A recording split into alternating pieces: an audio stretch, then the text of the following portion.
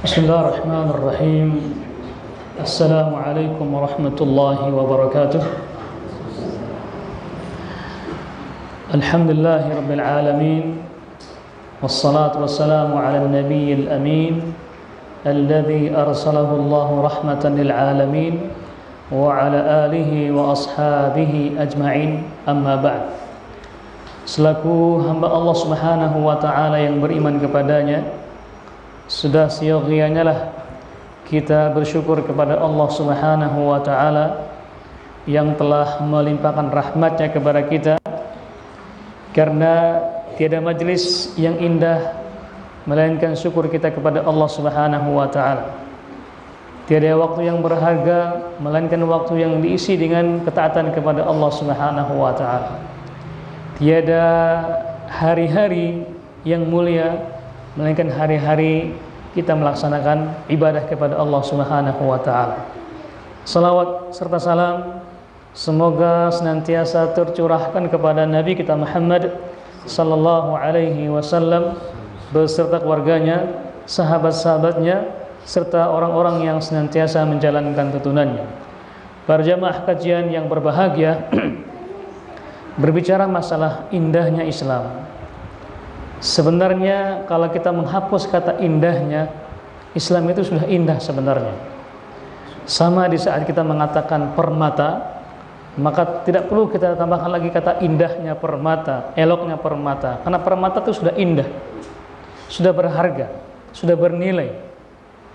Karena walaupun diletakkan dimanapun permata itu, dia tetap bernilai. Dia tetap bernilai karena memang sumbernya sudah indah. Nah, begitu juga Islam, tanpa kita menambahkan indahnya, nikmatnya, maka Islam itu sudah indah dan begitu luar biasa. Makanya karena keindahan Islam itulah Allah memilih Islam sebagai agama kita. Dan kita bersyukur kepada Allah Subhanahu wa ta'ala karena hidayah Islam ini menerpa kita. Di sana ada banyak orang yang begitu susah payahnya mengorbankan tenaganya, pikirannya, bahkan uangnya untuk mencari Islam ini. Islam ini dari namanya dari kata Islam, yaitu diambil dari kata Assalam. Assalam itu artinya keselamatan. Assalam artinya keselamatan. Makanya Assalam itu adalah nama di antara nama-nama Allah Subhanahu wa ta'ala yang artinya sumber keselamatan. Jadi kalau ada orang yang ingin mencari keselamatan, yang ingin mendapatkan keselamatan bukan dari Islam, maka dia tidak akan pernah mendapatkan yang namanya keselamatan. Karena Assalam itu adalah keselamatan. Makanya kita sebagai umat Islam, di saat ketemu satu dengan yang lainnya, kita mendoakan keselamatan, yaitu Assalamualaikum warahmatullahi wabarakatuh. Subhanallah, indahnya Islam itu kita diajarkan saling menyapa satu dengan yang lainnya, yang walaupun kita tidak mengetahui siapa itu, tapi kita mendoakan keselamatan. Dan doanya hanya ada tiga lagi, masya Allah, tidak hanya satu, yaitu Assalamualaikum warahmatullahi wabarakatuh. Apakah itu artinya? Pertama, keselamatan kepada kalian. Luar biasa. Islam dari kecil mengajak kita untuk mendoakan keselamatan bagi yang lain, kepada semuanya. Dan kata Nabi sallallahu alaihi wasallam mengajarkan kepada kita, afshus salam bainakum, tebarkanlah salam di antara kalian. Indahnya Islam, dari kecil pun dewasa, laki, perempuan, wanita, semuanya diajarkan menebarkan keselamatan. Dan Nabi mengatakan apa kata beliau? Afshus salam ala man lam ta'rif wa ala man ta'rif. Kata Nabi, sebarkanlah salam kepada orang yang kamu kenal ataupun orang yang tidak kamu kenal. Indahnya Islam, kita disuruh mendoakan satu dengan yang lainnya, menebarkan keselamatan. Kemudian warahmatullah, dan juga rahmat Allah Subhanahu wa ta'ala, kasih sayang Allah Subhanahu wa ta'ala, cinta kasih Allah Subhanahu wa ta'ala, kita tebarkan lagi, kita doakan lagi kepada yang lainnya. Bayangkan adanya kita di sini karena rahmat Allah Subhanahu wa ta'ala. Adanya kita di sini karena Allah lah menggerakkan hati kita ini untuk melaksanakan kewajiban kita dari Allah Subhanahu wa taala. Kenapa? Kenapa dari Allah Subhanahu wa taala? Bukankah di sana ada orang yang kuat fisiknya namun kakinya tidak mampu digerakkan untuk ke masjid? Di sana ada uang yang banyak uangnya, tapi tidak ada satupun serupiah pun diinfakkan ke masjid. Di sana ada orang yang kuat fisiknya, dia bisa angkat apa saja, balok yang besar dia bisa angkat. Namun di saat subuh dia tidak bisa mengangkat selimutnya. Dia tidak bisa mengalahkan beratnya selimut tersebut. Itu semua bukan karena fisik kita kuat, bukan karena uang kita banyak, tapi apa? Karena Allah yang menggerakkan hati kita ini. Allah yang menggerakkan hati kita ini dengan rahmat Allah Subhanahu wa taala. Cinta kasih Allah kasihkan kepada kita sehingga kita bisa melaksanakan perintah-perintah Allah Subhanahu wa taala. Kita pun hadir di sini bukan karena undangan siapapun, bukan karena undangan Ustadz Obed, bukan karena saya, tapi karena Allah lah yang menggerakkan kita untuk bisa menghadiri. Makanya Islam begitu indahnya mendebarkan rahmat Allah Subhanahu wa taala, saling mendoakan rahmat dan cinta Allah kepada semuanya dengan tanpa kecuali. Kemudian wa barakatuhu, dan juga keberkahan Allah Subhanahu wa taala. Bukan hanya satu berkahnya. Allah mengatakan wa barakatuhu, dan juga keberkahan Allah yang Allah turunkan ke muka bumi ini. Bukankah ketika suatu daerah itu masyarakatnya beriman dan bertakwa kepada Allah Subhanahu wa taala, Allah menjanjikan kepada penghuninya apa? Walau anna ahlal qura amanu wattaqau lafatahna 'alaihim barakatin minas sama'i wal ardh. Jikalau seandainya suatu negeri itu, suatu daerah, suatu kampung, rakyatnya, masyarakatnya beriman dan bertakwa kepada Allah Subhanahu wa taala, maka sungguh kami akan menurunkan keberkahan langit dan juga bumi. Dan dengan salam kita ini, dengan salam saja kepada semua kaum muslimin yang kita temukan, kita mengatakan wa barakatuhu, dan keberkahannya, maka itulah indahnya Islam. Belum lagi kita bicarakan yang lainnya. Kita baru mengatakan salam saja, ucapan salam. Dan inilah yang harus kita sebarkan, seperti anjuran Nabi kita Muhammad SAW. Jangan kita ganti dengan salam-salam yang lainnya. Apalagi sekarang ini banyak salam-salam yang kita tidak tahu bagaimana artinya. Hi, hello bro, hi sis, apalagi hi guys. Nah, apalagi ini yang akhwat-akhwat tahu nih, hello, hi, tangannya digini-ginikan. Itu apa artinya? Tidak ada. Itu artinya kita ikut-ikutan dengan mereka. Dengan siapa? Dengan mereka. Apa kata Nabi SAW? Man tashabbaha biqaumin fahuwa minhum. Barang siapa yang ikut-ikutan dengan suatu kaum, itu orang-orang Yahudi, orang-orang Nasara, apa balasannya? Fahuwa minhum. Maka dia termasuk dari mereka. Dan ini juga, salam ini juga merupakan bagian dari ghazwul fikrinya mereka yang bermusuhan dengan Islam. Orang-orang membenci Islam. Kata Nabi SAW, la tattabi'unna sunana man kana qablakum shibran bi shibrin, dhira'an bi dhira'in, hatta law dakhalu juhradin la dakhaltum. Kata Nabi, sungguh kalian oleh orang-orang Islam akan mengikuti jejaknya orang-orang sebelum kalian. Apa itu? Siapakah mereka? Orang Yahudi dan juga orang Nasara. Siapa lagi kata Nabi SAW? Sehasta demi sehasta, atau sejengkal demi sejengkal, sehasta-sehasta. Dan kalaupun mereka masuk ke liang bab pun pasti kalian akan mengikutinya. Dan sekarang kita ikut-ikutan dengan mereka. Dari salamnya kita ikut-ikutan, hi, hello, hi guys. Atau paham lagi yang menanya. Kemudian cara berpakaiannya juga seperti mereka. Kemudian rambutnya juga seperti mereka. Bahkan juga akidahnya, akhlaknya, dan cara beribadah pun juga seperti mereka. Bahkan cara beragama pun digandeng-gandengkan dengan apa yang ada pada mereka.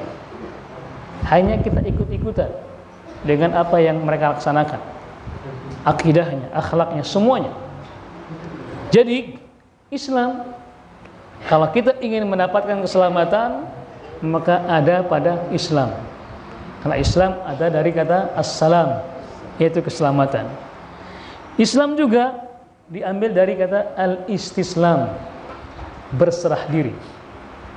Semuanya hanya kepada Allah Subhanahu wa taala. Kenapa? Karena kita ini tidak punya daya dan upaya. Kita sebagai hamba Allah Subhanahu wa taala, ketika Allah laksanakanlah ini, nabinya mengatakan kerjakan ini, maka kita mengatakan apa? Berserah diri. Kita mengatakan sami'na wa ta'na. Kami mendengar dan kami siap mentaatinya. Kenapa? Kenapa kita harus berserah diri kepada Allah dan Rasulnya? Ingat, di saat kita ingin melaksanakan agama kita, terkadang kita dibenturkan dengan ilmu pengetahuan. Dengan ilmu pengetahuan. Kenapa? Mereka mengatakan hasil dari penelitian, hasil dari begini, muncullah sebuah hasil begini, ternyata berlawanan dengan Islam misalnya. Misalnya, ingat, sebagai seorang muslim sejati yang mengamalkan Islam, dia harus istislam, berserah diri. Kenapa? Coba kita bandingkan ilmu pengetahuan dengan firman Allah dan sabda Nabi kita Muhammad SAW. Kalau ilmu pengetahuan itu hasil dari penemuan manusia, bisa salah, bisa benar. Yang walaupun dia menelitinya sekian tahun, puluhan tahun, tapi apapun hasilnya, bisa salah, bisa benar. Tetapi kalau firman Allah dan sabda Nabi itu wahyu dari Allah Subhanahu wa taala. Yang mana apa? Al-Qur'an di surat yang kedua Allah mengatakan apa? Alif Lam Mim, dzalikal kitabu la raiba fi.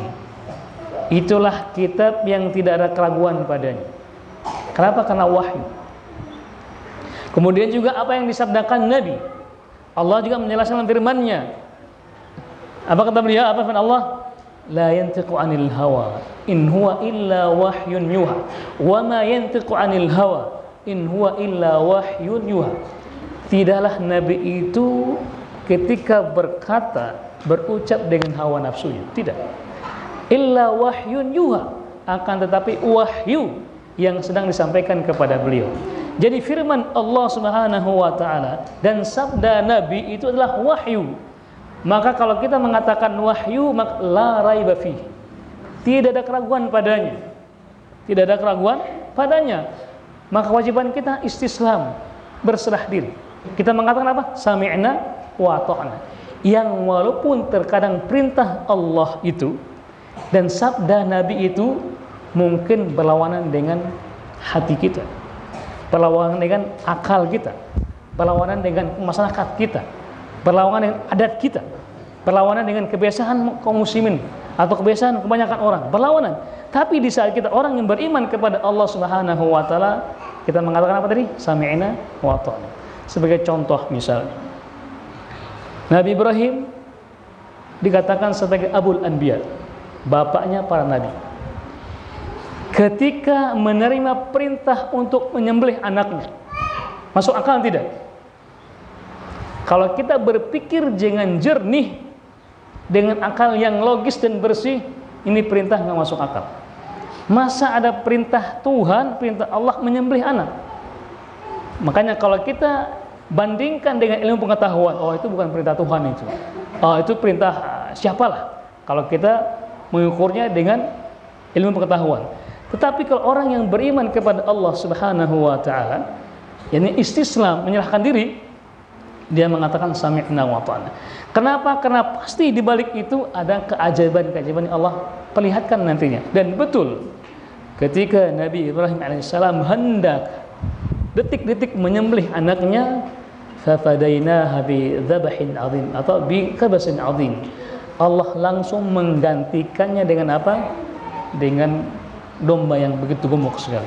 Itulah di antara hikmah melaksanakan perintah Allah Subhanahu wa taala yang walaupun berlawanan dengan hati kita, berlawanan dengan logika kita, berlawanan dengan apa yang dilaksanakan oleh kebanyakan masyarakat.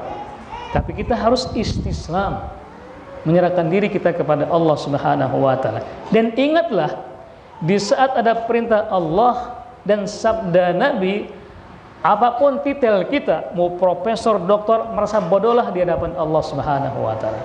Merasa bodohlah di hadapan firman-firman Allah Subhanahu wa taala, merasa bodohlah berada di hadapan sabda Nabi kita Muhammad sallallahu alaihi wasallam.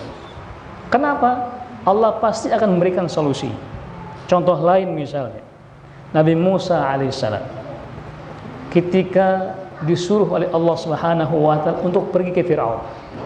Bayangkan, Firaun itu adalah raja yang paling bengis, yang paling zalim. Bahkan Allah mengatakan, menceritakan tentang Firaun, ana rabbukumul a'la, akulah Tuhanmu yang paling tinggi. Tapi Allah menyuruh kedua nabinya, idhab ila fir'aun innahu tagha. Wahai Musa, pergilah ke Firaun, sungguhnya dia telah melampaui batas. Pergi.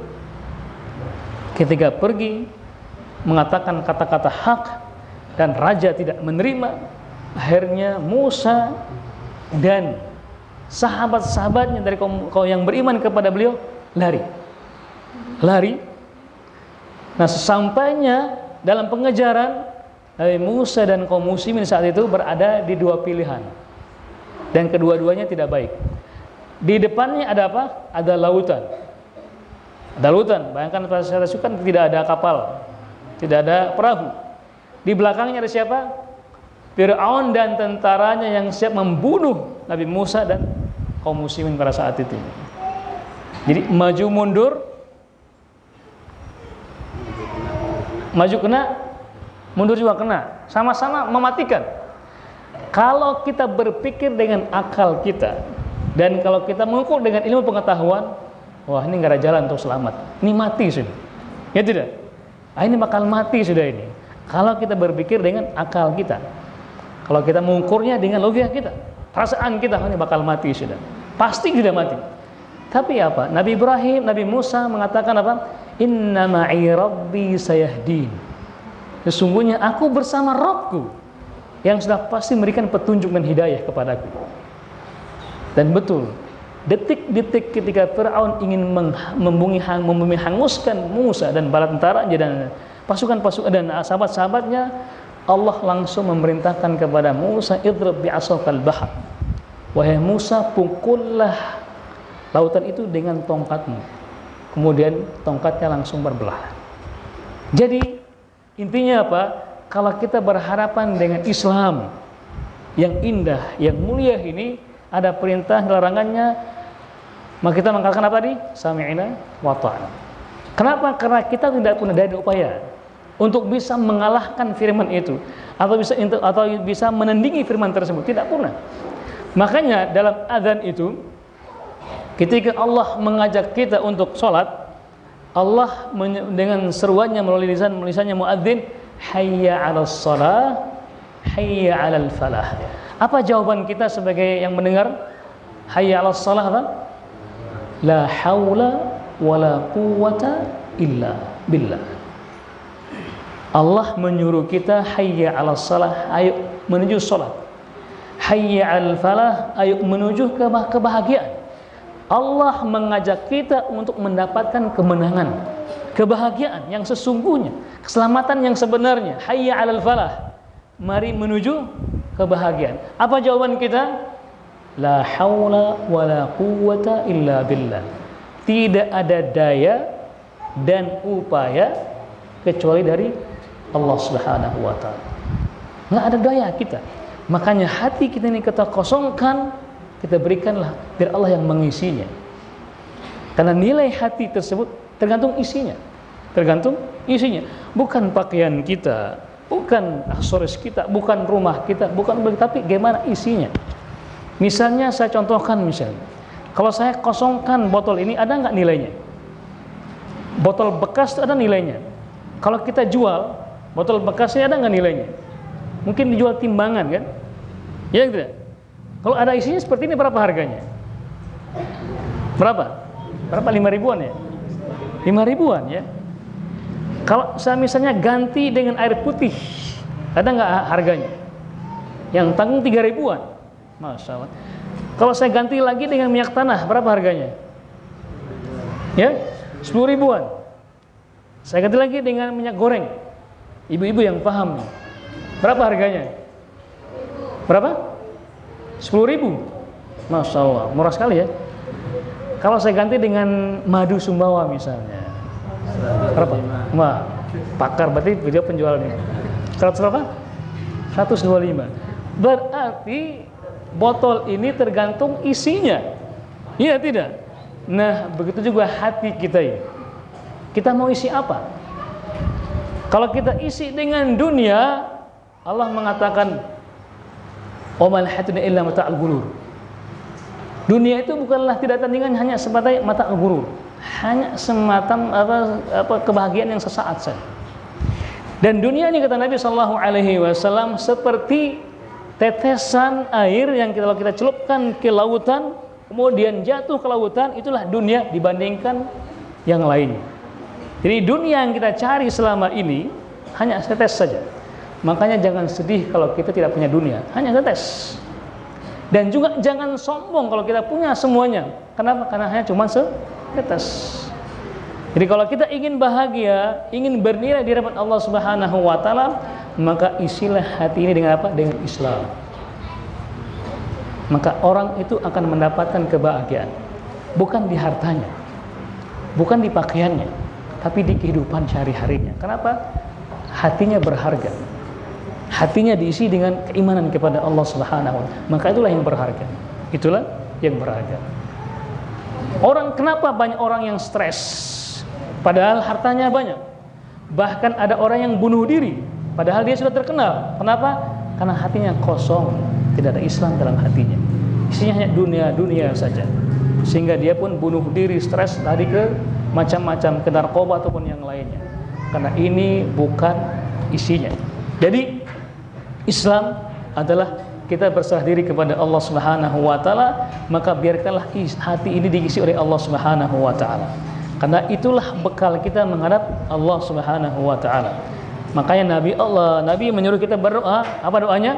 Ya muqallibal qulub, tsabbit qalbi ala dinik.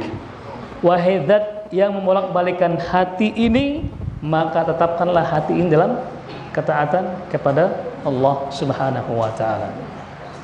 Dan hati ini juga bakal kita menghadap Allah Subhanahu wa taala, itu hati yang bersih, hati yang suci. Sebenarnya Allah menciptakan hati kita, itulah yang harus kita bawa nantinya. Jangan kita kotori dan jangan kita kosongkan atau jangan kita isi dari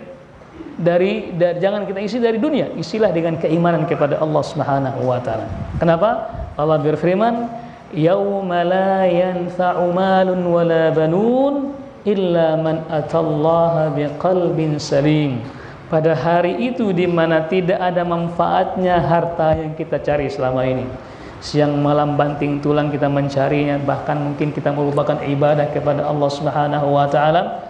Wala banun, dan juga anak-anak yang kita banggakan selama ini tidak ada hartanya, tidak ada nilainya di hadapan Allah Subhanahu wa taala, kecuali apa? Illa man atallaha biqalbin salim. Kecuali orang yang datang menghadap Allah dengan hati yang salim, diisi dengan keimanan kepada Allah Subhanahu wa taala. Hati yang berkualitas, hati yang berharga. Kenapa? Diisi dengan keimanan kepada Allah Subhanahu wa taala. Oleh karena itu, karena Islam itu sudah indah, dan Allah lah yang menamakan kita sebagai muslimin. Wa huwallazi sammakumul muslimin. Bila Allah yang telah memberikan nama kalian muslim, enggak ada nama-nama yang lainnya, Islam saja. Enggak ada Islam ini, enggak ada Islam itu, enggak ada Islam itu, enggak ada. Satu Islam itu. Enggak ada Islam yang lain. Kenapa? Karena bersumber dari Zat yang Maha Esa, yaitu Allah Subhanahu wa taala. Dan diutus kepada nabi, satu nabi kita Muhammad sallallahu alaihi wasallam, dengan kitab yang satu pula. Apa itu? Al-Qur'an Karim. Maka tidak ada nama yang lainnya, cukup Islam. Nah, kalau ada orang-orang yang mengatasnamakan Islam tetapi membawa nama-nama yang lainnya digandingkan dengan Islam, itu perlu dipertanyakan kebenarannya. keasliannya. Bapak Ibu kalau ingin yang asli, mau nggak dicampur dengan yang lain? Madu misalnya, kita ingin yang asli kan? Ingin yang murni. Kalau dicampur mau tidak? Nggak mau. Nah begitu juga Islam ini datang. Islam yang Allah pilih kepada kita, Islam yang dibawa oleh Nabi kita Muhammad SAW. Islam yang dibawa oleh para sahabat-sahabat Nabi Muhammad SAW. Islam yang disebarkan oleh para tabi'in. Itulah Islam yang sungguhnya. Tidak lagi ada kata-kata yang lainnya yang disandingkan dengan Islam. Islam itu adalah agama kita. Islam yang para sahabat membawanya. Islam yang para tabi'in membawanya. Kenapa? Karena tiga inilah yang Nabi rekomendasikan dan puji. Kata Nabi sallallahu alaihi wasallam, khairul quruni qarni, thumma alladhina yalunhum, thumma alladhina yalunhum. Jadi sebaik-baik umatku atau sebaik-baik masalah-masalah yaitu masa para sahabatnya, thumma alladhina yalunhum, kemudian orang-orang setelahku yaitu para tabi'in, thumma alladhina yalunhum, kemudian orang-orang setelahnya itu atba'ut tabi'in. Jadi Islam yang kita peluk ini Islam yang seperti apa? Karena kan sekarang banyak kan ini Islam kelompok-kelompok ini, enggak. Islam yang dibawa oleh Nabi kita Muhammad sallallahu alaihi wasallam. Islam yang diajarkan oleh para sahabat Nabi sallallahu alaihi wasallam. Islam yang disebarluaskan oleh para tabi'in dan atba'ut tabi'in. Itulah Islam yang harusnya kita, Islam yang murni, Islam yang asli. Tidak lagi embel-embel yang lainnya. Bisa ngerti ya? Maka itulah Islam yang sesungguhnya. Islam yang sesungguhnya. Makanya di saat kita mengamalkan Islam, di saat kita mengamalkan hadis Nabi sallallahu alaihi wasallam, harus kita tahu juga apa maksud dan kandungan dari firman Allah Subhanahu wa taala. Di saat kita bertemu dengan firman Allah Subhanahu wa taala misalnya, atau ada orang-orang yang mengajak kepada kita hayo seperti ini dan mengundangkan firman Allah Subhanahu wa taala dan mengatakan menurut saya begini, itu sudah ketahuan salah. Sudah ketahuan salah. Kenapa? Karena untuk memahami firman Allah Subhanahu wa taala itu ada tahapan-tahapannya. Tahapan yang pertama yaitu firman Allah ketika ada Allah mengatakan dzalikal kitabu la raiba fihi hudal lil muttaqin. Itulah kitab yang tidak kurang padanya petunjuk bagi orang-orang yang bertakwa. Siapakah yang bertakwa itu? Siapakah yang bertakwa? Allah jelaskan di ayat setelahnya. Itulah orang-orang yang bertakwa. Artinya apa? Tahapan yang pertama ketika ada firman Allah di satu ayat, pasti di sana ada tafsirannya di ayat-ayat yang lainnya. Menjelaskan tentang maksud dari ayat tersebut. Jangan bilang mengatakan pokoknya begini, harusnya begini, menurut saya begini, itu salah sudah. Jangan percaya kalau orang mengatakan seperti itu. Kenapa? Ada tahapan-tahapan. Nah, tahapan yang berikutnya, kalau kita mengatakan firman Allah Subhanahu wa taala dan sudah mungkin tidak ada penjelasan dalam Al-Qur'an, seperti salat misalnya. Aqimus shalah. Dirikanlah salat. Ada enggak penjelasan dalam Al-Qur'an tentang tata caranya? Ada tidak? Enggak ada. Di mana kita menemukannya? Dalam hadis Nabi sallallahu alaihi wasallam. Maka untuk memahami firman Allah yaitu dengan memahami juga sabda Nabi kita Muhammad sallallahu alaihi wasallam. Kemudian kalau tidak ada juga misalnya dalam hadis Nabi sallallahu alaihi wasallam, maka di tahapan yang ketiga yaitu dengan merujuk kepada pendapatnya para sahabat. Loh, kenapa dengan para sahabat? Ingat, ketika Allah menurunkan Al-Quran, sahabat hadir. Ketika Allah menurunkan Al-Quran, sahabat menyaksikannya. Di mana itu diturunkan dan apa sebabnya. Makanya untuk memahami Al-Quran harus melewati pendapatnya para sahabat. Enggak punya juga, maka merujuk kepada bahasa Arab. Loh, kenapa bahasa Arab? Bukankah bahasa Arab? Maka untuk memahami pun kita harus memahami bahasa Arab. Nah, kalau ada orang yang berceramah atau menjelaskan Islam nggak paham bahasa Arab, perlu dipertanyakan penjelasannya dia itu. Bagaimana mungkin dia bisa menjelaskan agama yang sumbernya hadis Al-Quran yang bahasa Arab dan di sini nggak paham bahasa Arab? Tentu di sana ada kesalahan, pasti ada kesalahpahaman. Bagaimana dia akan menjelaskan Al-Quran, bagaimana dia akan menjelaskan hadis Nabi SAW yang berbahasa Arab. Gak mungkin, pasti ada salahnya. Tapi kalau orang yang sudah belajar, ada pondasinya, ada kuat, maka ketika dia bertemu dengan kata-kata dalam Al-Quran dengan bahasa Arab, maka dia harus memahami dengan bahasa Arab pula, bukan dengan bahasa kita. Karena bahasa Indonesia ini salah tempat bisa salah arti. Bahasa Indonesia saya kan salah arti. Contoh misalnya apa? Rumah tangga. Apa itu rumah tangga? Keluarga kan? Ada suami, ada istri, ada anak-anak. Dibalik misalnya, tangga rumah, apa artinya? Tangga yang ada di rumah. Beda. Membangun tangga rumah cepat, bisa sehari kan? Bangun rumah tangga bisa bertahun-tahun. Jadi beda. Makanya jangan kita artikan dengan bahasa Indonesia, harus diartikan dengan bahasa, baru kejelaskan dengan bahasa Indonesia. Itu kalau firman Allah Subhanahu wa taala. Sumber yang kedua, sumber Islam, yaitu sunnah Nabi kita Muhammad sallallahu alaihi wasallam. Dan kalau ada orang yang mengatakan ini hadis Nabi sallallahu alaihi wasallam, maka jangan juga kita memahami jaga dengan apa? Dengan akal kita. Menurut saya begini, pokoknya begini. Tidak. Nabi kita Muhammad sallallahu alaihi wasallam menyuruh kepada kita untuk memahaminya. Pertama, untuk memahami sunnah Nabi kita Muhammad sallallahu alaihi wasallam, tadi di sana ada hadis yang lainnya yang sudah pasti menjelaskan makna tersebut. Enggak ada juga pendapat para sahabat. Enggak ada juga para tabi'innya. Enggak ada juga ada atba'ut tabi'innya. Dan seterusnya enggak ada juga, maka kembali ke dalam bahasa Arab. Nah, ketika ada orang atau sahabat, mau ustadz, mau kiai, dia guru, ketika mengatakan ayo kita begini, ayo kita lakukan ini, ayo kita lakukan itu, ingat, tanyakan yang paling pertama sumbernya. Apa dasar Anda mengajak kami begini? Apa sumbernya? Apa landasannya? Kalau ada firman Allah, tanyakan apa maksudnya. Kalau sudah benar tafsirannya, kita mengatakan apa? Sami'na wa ta'na. Kalau dia tidak mengatakan bukan firman Allah, ini sabda Nabi sallallahu alaihi wasallam, maka yang paling utama itu adalah apa? Tanyakan kevalidannya. Apakah hadisnya itu sahih, valid, atau dhaif, lemah, atau maudhu', palsu. Karena hadis ini ada banyak macamnya. Ada yang sahih, yang valid, ada yang hasan, baik, ada yang dhaif, lemah, ada yang maudhu', yang palsu. Dan yang palsu inilah yang sering digunakan oleh kaum muslimin untuk menjebak kawan-kawan. Na'udzubillah, tsumma na'udzubillah min dzalik.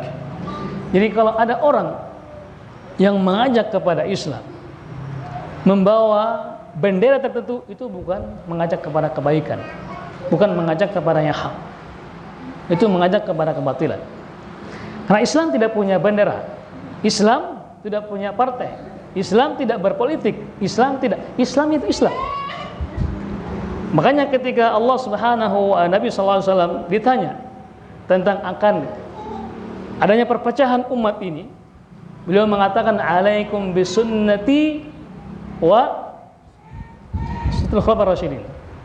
Pengetahuilah dengan sunnahku dan sunnah khulafaur rasyidun dan para sahabat-sahabat. Dan ketika Nabi menjelaskan bahwasanya umat ini akan terpecah dan hanya satu yang masuk surga, semua sahabat bertanya, siapakah mereka? Nabi menjawab, bukan dengan warna bajunya. Nabi menjawab, bukan dengan bendera partainya. Nabi menjawab, bukan dengan sifat-sifat, tapi Nabi menganggap dengan ciri khas mereka siapa? Ma ana alaihi wa ashabi. Selama mereka melaksanakan sunnahku dan sunnah para sahabat-sahabat, maka itulah yang harus kita pegang teguh. Islam itu adalah Islam yang benar, yang dibawa oleh Nabi kita, para sahabat, dan juga atba'ut tabi'in. Jadi bisa ngerti ya? Jadi itulah, jangan sampai kita ingin semangat melaksanakan ibadah kepada Allah Subhanahu wa taala, tapi jalan kita salah, cara kita, maka salah pula kita, bahkan mungkin tidak selamat kepada tujuan kita. Sebagai contoh misalnya, di saat kita dari SP3 ini ya, ke Sumbawa misalnya. Kalau kita jalan darat, sudah pasti kan nggak mungkin pesawat kan nggak ada, belum ada. Mungkin nanti ada. Nah, kalau kita ingin selamat dari SP3 sampai ke Sumbawa, maka kita harus mentaati rambu-rambu yang ada. Harus mentaati jalan yang ada itu. Kalau ada lighting kiri, kita kiri, ada kanan, kalau ada rambu-rambunya, kita harus mentaati sampai selamat. Nah, kalau kita melanggar, apa yang terjadi? Kita nggak selamat. Melanggar nanti ada Pak polisi yang menangkap nanti. Melanggar amar lalu lintas. Nah, begitu juga kalau kita ingin sampai kepada Allah Subhanahu wa taala, Islam ada jalannya. Makanya kan fi sabilillah. Di saat kita baca masalah fi sabil jalan, maka kita harus mentaati rambu-rambunya Allah Subhanahu wa taala. Makanya ada haram, ada halal, ada wajib, ada sunnah, ada makruh, semuanya harus kita taati. Kalau kita ingin selamat kepada Allah Subhanahu wa taala, itulah Islam yang sebenarnya. Makanya dikatakan fi sabilillah, di jalan Allah Subhanahu wa taala, agar kita bisa melaksanakan Islam ini sesuai dengan aturan-aturan Allah Subhanahu wa taala. Seperti yang saya katakan tadi, harus menyerah diri, berserah diri kepada Allah Subhanahu wa taala. Kalau wajib, ya wajib, jangan diputarbalikkan. Kalau haram, kalau menurut saya ini enggak haram, paling ya sedikit makruh lah gitu. Kalau kita merubah itu, kitalah yang tidak selamat. Sama di saat kita merubah rambu-rambu yang ada itu, yang seharusnya ke kiri kita putar ke kanan, apa yang terjadi? Tabrak kan?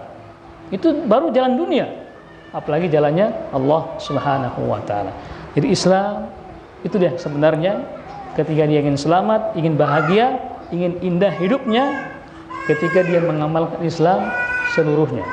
Makanya Allah mengatakan kepada kita, udkhulu fis silmi kafah. Masuklah ke dalam Islam secara keseluruhan, jangan setengah-setengah. Makan saja, kalau setengah matang enak tidak? Sakit perut kita. Begitu juga Islam ini, kalau setengah-setengah, maka kita akan menderita. Muncullah yang namanya kesalahpahaman. Makanya kenapa banyak teroris yang mengatakan Islam? Karena mereka salah dalam memahami, setengah-setengah dalam memahaminya. Kenapa banyak yang menyimpang? Karena mereka salah memahami atau setengah dalam memahaminya. Enggak semuanya, enggak seluruhnya. Atau mungkin salah dalam menimba ilmu, salah gurunya. Maka carilah guru atau sumber ilmu dari memang sumbernya. Karena kalau kita mencari mata air yang bukan dari matanya, kita akan keracunan. Betul tidak? Kalau kita ingin selamat sehat, maka minumlah mata air dari matanya langsung, insya Allah akan sehat walafiat. Nah, begitu juga Islam ini, mari kita berislam bersumber dari Islamnya, dan atau di guru-guru yang punya keilmuan yang memadai. Ini yang bisa kita sampaikan. Wallahu ta'ala alam. Kita ucap terima kasih kepada Ustaz Obed atas undangannya, dan juga masyarakat SP3 atas kesempatannya yang hadir di sini, dan juga pada malam hari ini Masya Allah ada Babin Kamtibnas yang terima kasih sudah hadir Pak Babin Kamtibnas. Terima kasih banyak. Dan juga ada juga anggota dari Polsek Palembang, Pak Abdul Khalik. Terima kasih atas kehadirannya. Dan juga kepada semua yang hadir di sini, Masya Allah, membuat saya semangat untuk hadir datang lagi insya Allah. Terima kasih. Wassalamualaikum warahmatullahi wabarakatuh.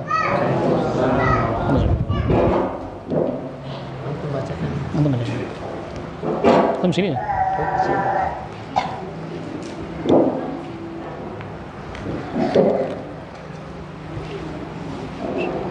Jazakallahu khair kepada Ustaz dan Hafiz Ta'ala. Yang mau bertanya silakan, boleh langsung angkat tangan. Sebelumnya ada satu pertanyaan yang melalui kertas. Ini pertanyaan panjang. Kayaknya cerita dulu. Curhat. Curhat. Bisa baca ya. Assalamualaikum ya Ustaz. Saya seorang wanita yang dulunya bukan beragama Islam. Alhamdulillah saya sudah menjadi seorang muslimah. Pertanyaan saya ya Ustaz, ada yang sering datang di rumah saya. Dia sering mengajarkan saya untuk masuk kelompoknya. Tapi Islam saya dan keluarga saya belum benar. Kalau belum bergabung